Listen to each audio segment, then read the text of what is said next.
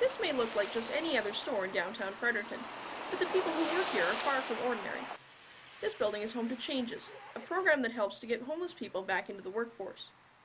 Pat Carlson is the creator of Changes. She says that people who have been out of work find it difficult to make the jump back into the work world. He taught me what is now being talked about all over Canada, and that is people who've been traumatized can't go from not working to taking a full-time job working 40 hours a week. It's too much a shock to their system. So they really taught me that in order to have people come from they don't have to be necessarily homeless, but any trauma that has caused them to lose faith in themselves, then you have to guide slowly back into the work world. Carlson worked for the homeless shelters in Fredericton for 13 years. It was during this time that she came up with the idea for Changes.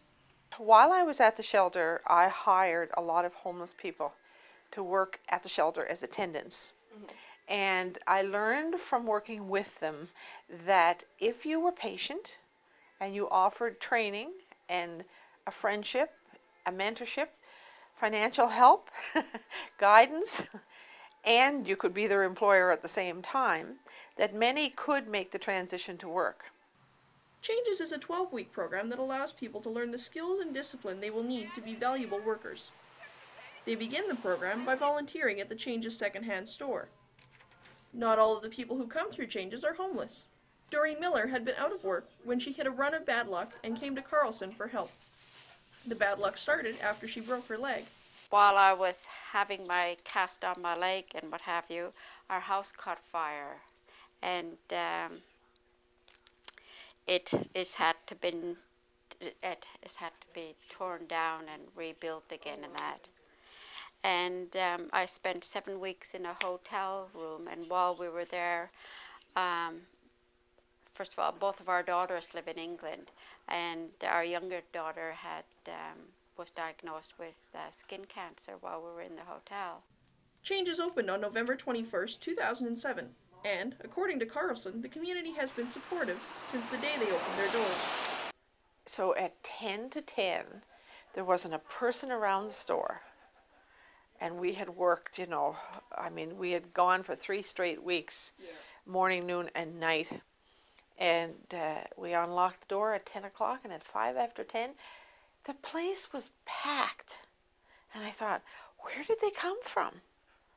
But everybody had been listening and waiting, and it was just like, poof. Wow. And it's been wonderful ever since. Carlson says that while the community has been supportive, getting started wasn't easy. She started the business with just $5,000. I actually had 2 friends write me personal checks. Oh, really? So it came to $5,000. We literally opened the business, and all we had in the bank was $6,140 by the time we got this place. We signed a 5-year lease with no money in the bank. And we developed a board of directors who all knew there was no money coming in, who signed on, who accepted the responsibility.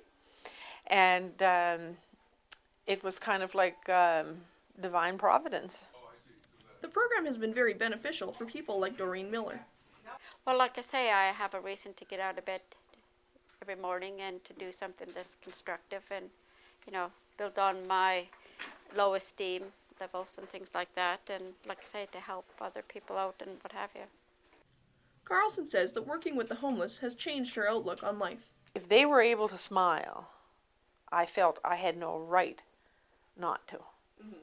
Because if you can smile when you don't even have a place to call your own at night, then what's anybody else complaining about? Pat Carlson hopes to continue her work with the homeless for many years to come. For Stu Journalism, I'm Megan Walker.